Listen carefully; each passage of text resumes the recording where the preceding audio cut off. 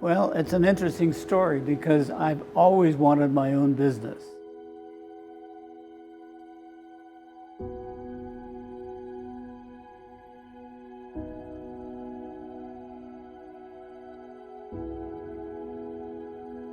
I decided if I wanted my own business and you don't have any capital, the best way would be to be a salesman. So I was fortunate when I came out of Purdue as a chemical engineer, jobs were very plentiful. I could have had any one of 6 or 7 jobs, but I took one with Archer Daniels in Minneapolis because they promised me I would be in sales within a year. I stayed with them 5 years, and then they eliminated the division I was selling for. If I'm going to go into my own business, this is the time to do it. And of course, what do you do with very little capital? Become a manufacturer's rep, sell on commission.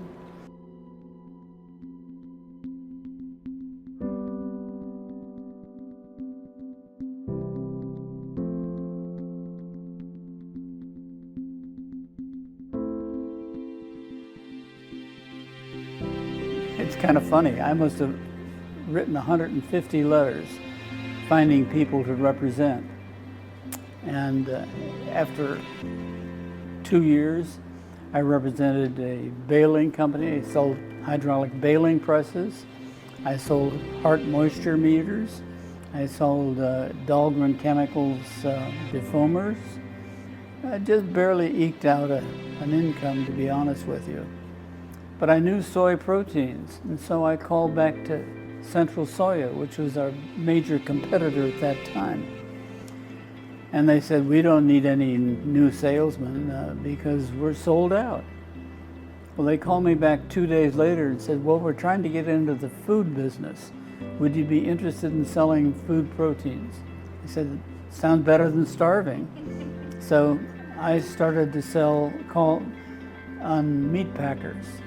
Well, it didn't take long to figure out I could make a profit and stock it, but I had to stock it and I had to carry the receivables. And that's basically how I got started in that as a distributor, and gradually added, and I think probably now we have over 3,000 line items.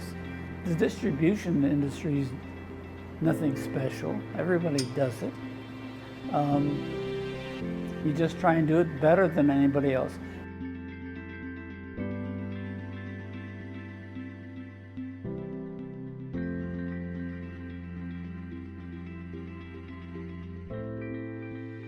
To be honest with you, it never frightened me. I never thought I wouldn't be successful. The thought never crossed my mind. My dad reminded me multiple times that the business runs well. Don't feel like coming in, you gotta make a bunch of changes. You have to value the people that are in the business. They know what they're doing. And there's always room for improvement in all of us. It's not just about our success, it's about helping others succeed as well. I think the customers value us for the problems we help them solve. And the fact that we're trustworthy and reliable. We're not out for a short-term gain, we're out to help them grow their business long-term. It wasn't like calling on business when I was selling. It was like seeing a friend. The thing that's unique is there are other companies that sell like we do. And no, they don't sell like we do. They distribute products, same as we do. But they don't sell the way we do because we're there to help the customer, not to sell him. The relationships he built, was like friends getting together and, talking about what's happened, what needs to happen, and what other opportunities we had to help each other. And you get to know customers. They all have problems. We're fortunate we have a very broad range of products we can sell. We don't have to push one product line. We can sell what we think is best for the customer.